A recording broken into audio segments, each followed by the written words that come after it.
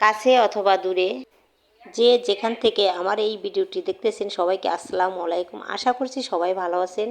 আজকে আরেকটি নতুন ডেলি ব্লগে সবাইকে স্বাগত। আশা করছি সবাই আমার এই ভিডিওটি সম্পূর্ণ দেখে যাবেন।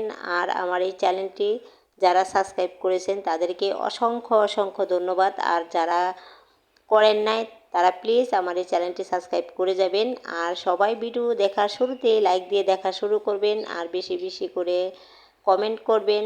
আর আমার এই কথায় যদি কারো কোনো ভালো লেগে থাকে, ভিডিও ভালো লেগে থাকে, তাহলে ভিডিও না টেনে সম্পূর্ণ ভিডিও দেখে যাবেন। তো আজকে আমি সারা দিনে কী করি, কোথায় যাই, কী করি, সম্পূর্ণ ভিডিও দেখতে হলে আমার পাশে থাকবেন আর সবাই ভিডিওটি দেখে যাবেন। তো সবাই ভিডিওটি দেখতে থাকেন। হয় এই যে লম্বা হয়েছে, হ্যাঁ ওই যে এই মরিচটা না, এই মরিচটা আমার যে লেবু গাছের মাঝখান দিয়ে হয়েছে, এটাও মরিচ ধরছে, অনেক মরিচ ধরছে। এই যে বড় গাছের শখ আমার গো, এই বড় গাছগুলো বুই নাই আনছে রাশিদের ভাই বুনছে, কিন্তু একটা মরে গেল।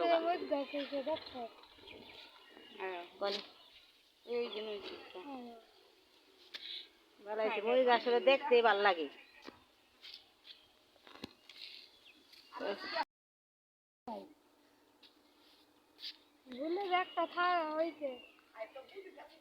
একটাও নাই তোমার কাছে, তাও একটু দেখা যায়, তোমার কাছে ভালোই দেখা যায়, একটা দুটা না, ভালো হয়েছে, খারাপ না। এ সবেদা ফুল তো ভালো হয়েছে, খাও নাই দিয়ার ফল খায় নাকি? আমাকে ধুয়ে দিয়ে যে ইয়ে থেকে দিছে, ফরিদপুর থেকে পাঠাইছি, দিয়ে এত সুন্দর খাইতে খাই, আমার দিয়েছিল, আমিও খাই পারি না, আমার ভালো লাগে না। এত ভালো না, সবেদা ইয়ে দিছে না, এটি বড়।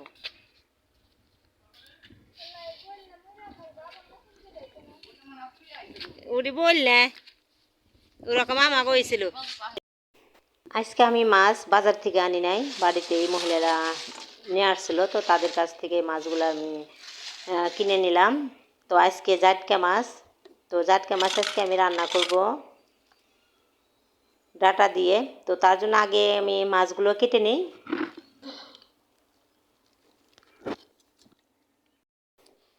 এই খরার দিনে মানে রোদ, বেশি বেশি রোদ, এই রোদের মধ্যে কিন্তু এই জাটকা মাছ কল্লা দিয়ে একটা আলু দিয়ে ঝোল করে রান্না করলে কিন্তু ভালোই লাগে খেতে।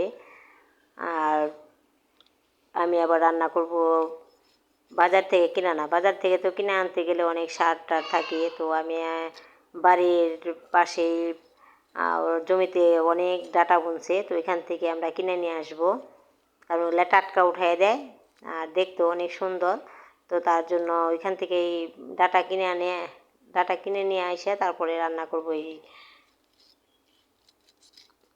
মাছ দিয়ে। তো বলতে বলতে কিন্তু আমি মাছকে কাটতেছি।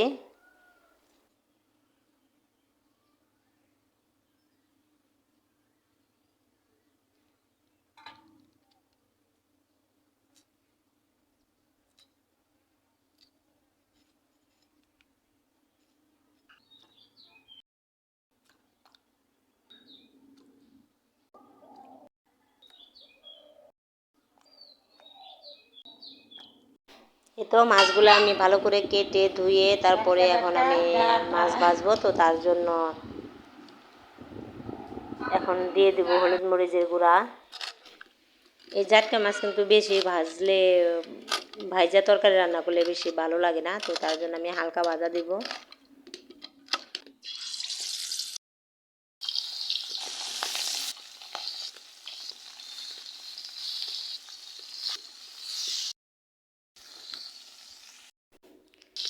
তো মাছগুলো এখন আমি উল্টাই দেবো, আর বেশি ভাজবো না, তো আগেই বলছি। তো দেখতে থাকেন সবাই।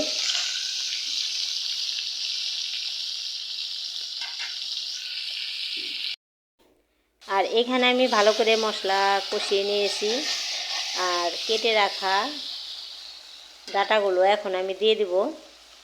আর এখানে আমি ডাঁটা খালি দেবো না, এর সাথে আলুও আছে।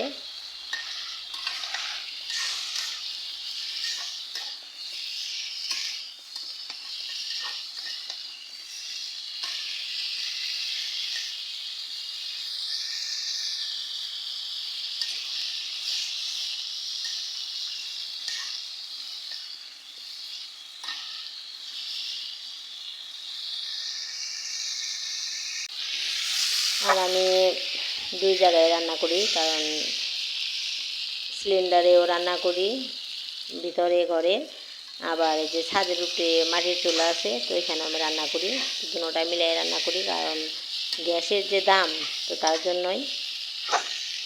আর মাটির চুলায় রান্না কিন্তু খেতে অনেক মজা লাগে, এটা আমরা বুঝি, কিন্তু আরাম বিশ্রাই যে, তো আরামের জন্যই গ্যাসে রান্না হয়। তো এই যে কথা বলতে বলতে কিন্তু আমি এখন তরকারিতে ঝোল দেওয়ার পরও মাছ দিয়ে দিলাম একসাথে, না? তো এখন বলক আসতে থাক। আর এখানে আমি রান্না করতেছি মুরগির মাংস। তো আজকে এই রান্না বান্না, আর মুরগির মাংস তো সব মশলা টশলা সব কিছু দিয়ে মাখিয়ে আমি বসাই দিছি। আর সবাই তো জানেন কী কী মশলা দিতে হয়, তো সব কিছু এখানে আছে। এই যে এখানে কিন্তু রান্নাটা শেষ। এখানে হইলো ডাটা, আলু, আর এলো জাটকা মাছ, আর আরও রান্না করছি এলো মুরগির মাংস।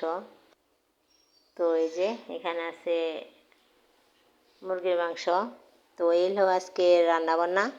তো এখন আমি আবার খাবো, তো তার জন্য এই যে বসে গেলাম খাওয়ার জন্য। আর রান্না বান্না করতে করতে অনেক দেরি হয়ে গেছে।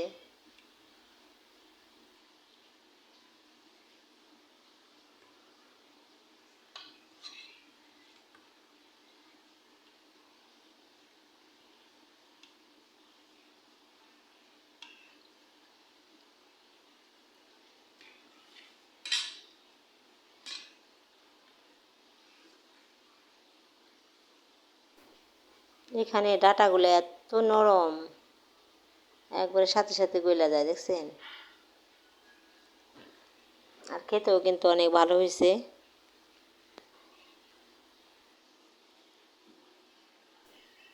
বিসমিল্লাহ।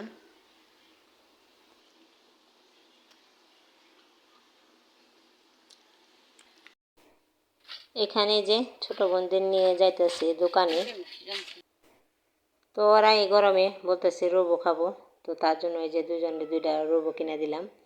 আর এই যে দুষ্টুমি করতেছে ওরা, বাবু ওরা বড় না, আমি বলতেছি বড় বড় মানুষরা কি রোবো খায়, কয় কি আমরা বড় না, আমরা ছোটই।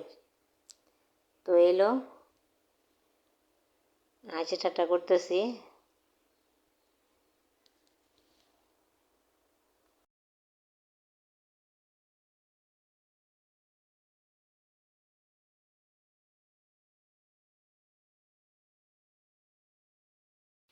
কি খায় পটির ভাই, কি খায়? মা বিস্কুট খায়। তুমি কি খাও?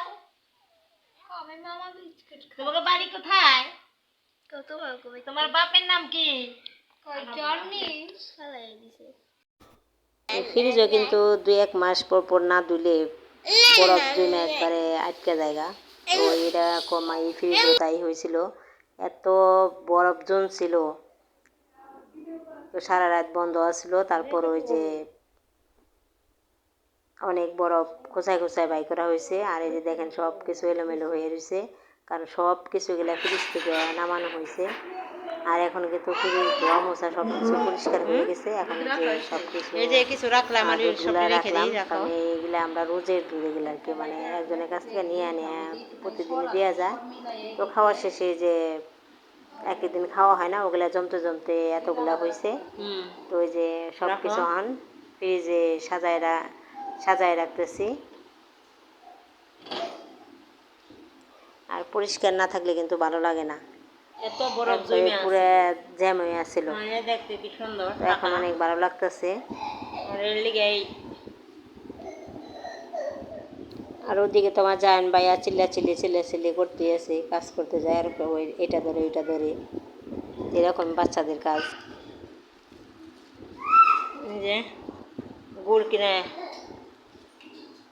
এই গুড় হলো খেজুরা গুড়, যেগুলো আমি ফ্রিজে রেখে দিই ডিপে, এগুলো কিন্তু বছরই খাওয়া যায়, কিছু হয় না। তো তার জন্য যে সংরক্ষণ করে রেখে দিছি।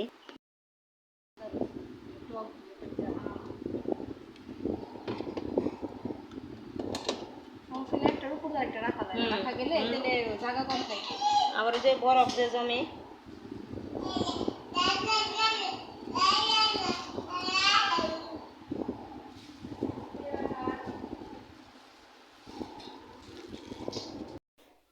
আমার সংসারের কাজ আর আমার রান্না বান্না তো কেমন লাগলো সবাই কমেন্টে জানাবেন। আর সবাই না টেনে সম্পূর্ণ ভিডিও দেখে আসবেন। ভিডিও আর বড় করব না। তো সবাই ভালো থাকবেন, সুস্থ থাকবেন আর আমাদের জন্য দোয়া করবেন। আল্লাহ হাফেজ।